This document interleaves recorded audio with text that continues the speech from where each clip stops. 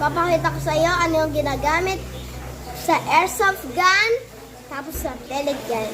Sa airsoft gun, guys, wala akong airsoft, kaya sasabihin ko na lang yung gagamitin. Yung ginagamit, guys, armor,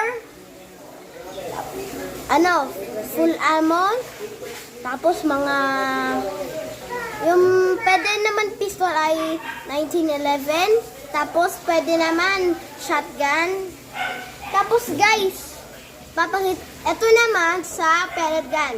Meron naman ako pellet gun, papakita ko sa iyo. Ito yung ginagamit. Guys, telescope. May kasama na po siyang laser, tapos flashlight. Para safety kayo. Tapos, second naman, maskara. Ito yung nagpo-protect